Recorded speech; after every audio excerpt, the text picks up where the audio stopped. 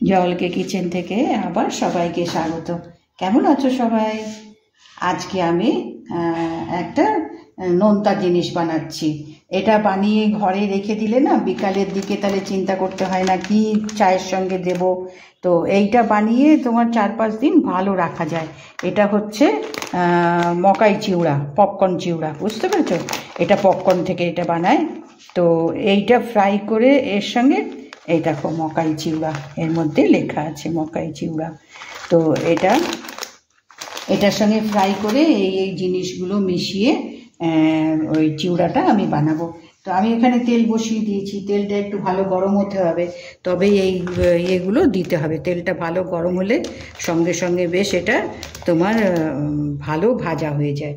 তো আমি এটা কেটে নিয়ে তারপরে তেলটা গরম হলে ভাজছি।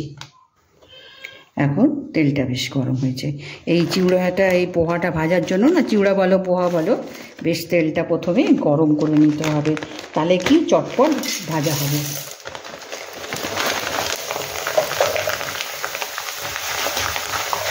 তেলটা ভালো গরম করতে হবে। তো আমি এভাবে এটা এবার এখন তুলে নেব, গ্যাসটা কমিয়ে দিয়ে আমি বাকি এগুলো আমি ভেজে নিই।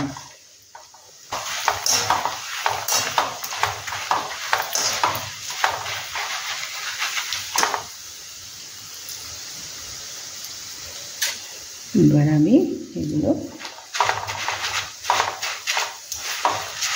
সব ভেজে নিয়েছি। এগুলো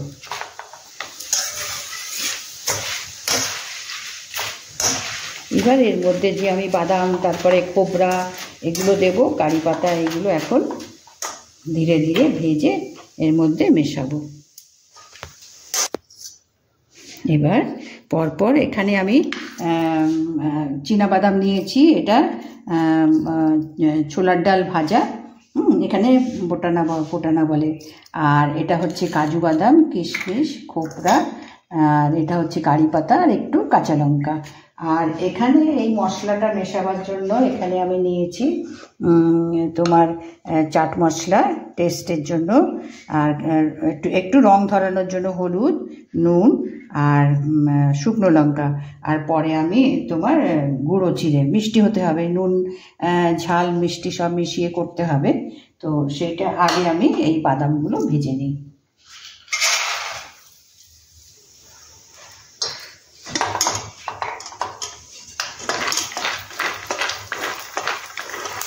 এটা কি তোমার এরকম ছাকনার মধ্যে দিলে পরে তোমার কি তেলটার মধ্যে ছড়িয়ে পড়ে না। বাদামটা এইভাবে ভেজে নিলে পরে এখান থেকে ভাজা হয়ে গেলে পরে তুলে নিলে একসঙ্গে তোমার উঠে আসবে। এইভাবে একটা বড় ছাকনা রেখে পরপর এই তেলের মধ্যেই তোমার দিয়ে তুলে নেওয়া যাবে।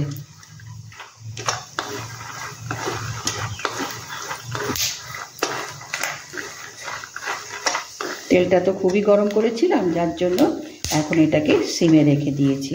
সিমে করে করে এগুলো ভেজে নিতে হবে, না হলে কিন্তু পুড়ে উঠবে।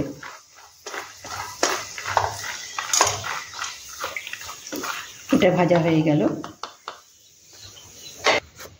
এবার কাজু দিলাম, সেই সেমভাবে কাজুটাকেও আমরা একটু ভেজে নেব।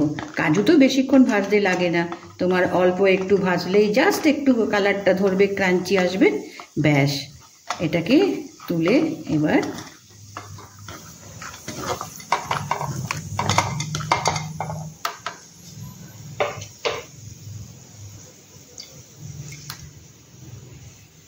এটাও এর মধ্যে একসঙ্গে পপকর্নের সাথে রেখে দিলাম। এবার দিলাম খোপরা মানে এখানে এটা শুকনো নারকোল, জানো তো, এই নারকোলটা একদম শুকনো পাওয়া যায়। তা যে কোনো তোমার গিয়ে চিউড়া বানালে পরে, মানে আমরা তো চানাচুর বলবো, তো এই খোপরাটা দেয়, একটা আলাদা তোমার গিয়ে ভালো স্মেল আসে, আর খেতেও খারাপ লাগে না, ভালো লাগে। তো এই ইয়েটা খুব দেয় এর মধ্যে। তো এটাও তোমার বেশি ভাজতে হবে না, একটু তোমার গিয়ে দেখো কালার ধরেছে। এই ভাজাগুলো তোমার পরপর একটু ভেজে নিতে হবে। দিলাম তোমার এটা হচ্ছে তোমার ছোলার ডাল ভাজা, খোসা ছাড়িয়ে ছোলার ডাল ভাজা। এভাবেই এখানে আমাদের গ্রসারির দোকানে পাওয়া যায়। ফোটানা বলে নানান কাজে বেশ ব্যবহার হয়, তোমার চাটনিতে ব্যবহার হয়, তারপরে এরকম চিউড়া বানালে পরে ব্যবহার হয়, খুব মানে এগুলো চলে। আচ্ছা, এবার আমি কিশমিশটা দিলাম। কিশমিশটা বেশি ভাজবো না, জাস্ট একটু গরমে একটু ফুলে উঠবে।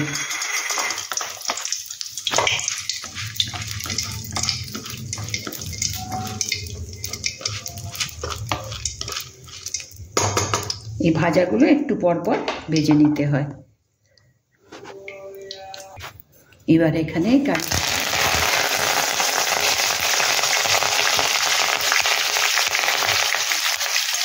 কারি পাতা আর কাঁচা লঙ্কা দিয়েছি দুটো, আর কিচ্ছু না। এটাও তোমার দিয়ে জাস্ট একটু কাঁচা লঙ্কার টেস্ট আসবে, কারি পাতার গন্ধ আসবে, সেই জন্য দিয়েছি।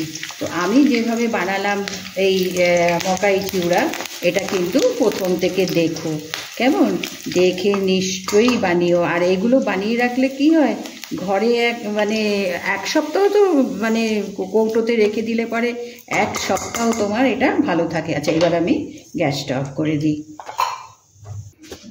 এখন এগুলো সব পরপর আমি ভেজে নিয়েছি, ঠিক আছে। এটা এখন মশলা মেশানো, নুন একটু কালারের জন্য তোমার এখানে আমি আগেই বলেছি যে এটা চাট মশলা, এটা লঙ্কা গুঁড়ো, এটা হলুদ গুঁড়ো, আর এটা হচ্ছে নুন। নুন কিন্তু সাবধানে দিতে হবে, কেননা চাট মশলাতে এগুলো সব থাকে। তো এটা একটু ভালো করে মিশিয়ে নিয়ে হ্যাঁ, এখানে একটু চিনি গুঁড়ো দেবো, কেননা মিষ্টিটাও তোমার কি সমান হতে হবে। এটা নুন ঝাল মিষ্টি সব মিশিয়ে যাতে ভালো লাগে খেতে, সেই জন্য এটাকে একটু চিনি গুঁড়ো করে দিলাম। এবার এটাকে ভালো করে মিশিয়ে এগুলো করে রাখলে কি হয়, ঘরে তোমার গিয়ে সব সময় যে হঠাৎ করে কেউ এসে গেল, চায়ের সঙ্গে কি দেব, কি মেশাবো, মানে প্লেটে দেব, সেগুলো চিন্তা করতে হয় না। একবার একটু সময় করে নিয়ে ভেজে নিয়ে এটা যদি করে রাখা যায়, তো ডাব্বাতে মানে কৌটোতে রেখে দিলে পরে এক সপ্তাহ ভালো মতন থাকে। তো এটা কিভাবে দেখো, এই প্রসেসগুলো এক একজন, এই মশলাটা এক একজন এক এক রকম দেয়। অনেকে হিং পছন্দ করলে হিং দেয়, তো আমি আর এর মধ্যে হিং দিলাম না, মকাইয়ের মধ্যে হিং দিলাম না। কেউ হয়তো একটু গরম মশলার গুঁড়ো দেয়, যেমন যেমন পছন্দ। ওই জন্য মানে কিভাবে বানালাম প্রথম থেকে নিশ্চয়ই দেখো, দেখে তারপরে এটা বানিও। আমি তো বলবো যে এগুলো মাঝে এনে বানিয়ে রাখা খুবই ভালো। আর ছোটো বলো বড়ো বলো সবাইরই বেশ পছন্দ হয়। কারি পাতা তো এখন আমরা খাই, সবাই পছন্দও হয়।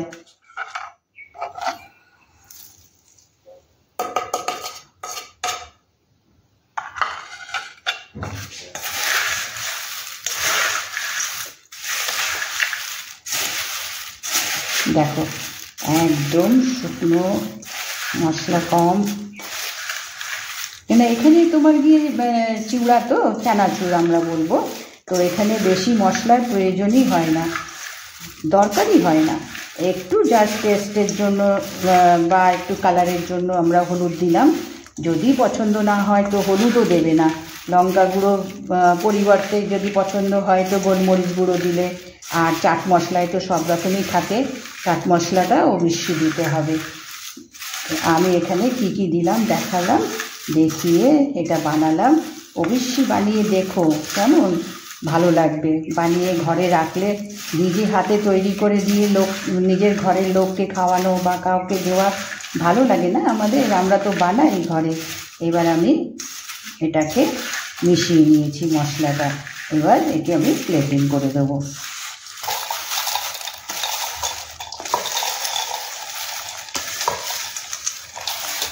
এবার এটা আমি ঢেলে দিয়েছি। আর এটা ভেজে মচমচে সুন্দর খেতে লাগে। আমি তো এটা মানে মোটামুটি বাড়িতে সবার জন্য এটা বানাই, কেননা এখানে দেখো বিকেলবেলা কি খাবো, কি খেতে দেব, লোক আসলে পরে কি একটু প্লেটে দেব, সবসময় তো আর দোকানে গিয়ে তো সম্ভব হয় না। তাই এটা যদি আমরা একটু বানিয়ে রেখে দিই সময় করে, তো খুবই ভালো লাগে খেতে।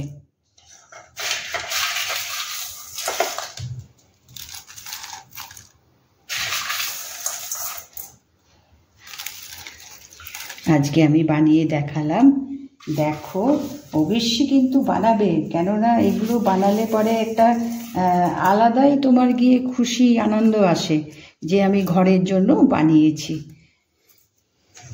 তো আজকে আমি এটা দেখালাম, দেখো নিয়ে মানে এনে, এটা তোমার কি যে পপকর্নটা বলছে, এটা কিন্তু এখন বাজারে সমস্ত মানে কেরানার দোকানে তুমি এটা পেয়ে যাবে, গ্রসারির দোকানে এটা পেয়ে যাবে। আর যে সব মিশিয়েছি, হয়তো খোপড়াটা সব জায়গায় পাওয়া যায় না, আমাদের এখানে খোপড়াটা পাওয়া যায়। তো খোপড়া দেবে না, না দিলেও কোনো অসুবিধা নেই। এমনি যে আমরা নারকোল ব্যবহার করি সেটাও দিতে পারো, না হলে এটা স্লিপ করে দেওয়া যেতে পারে, দরকার নেই। কেননা এখানে বাদাম, তারপরে কাজু, কিশমিশ, এই যে ছোলার ডাল ভাজাটা এসব থাকছে তো মশলা, তো তাতেই এর টেস্ট ভীষণ ভালো হয়।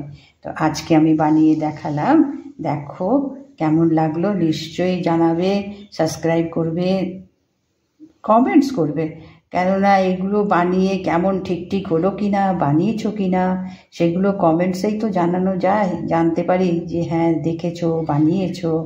তো আজকে আমি শেষ করলাম।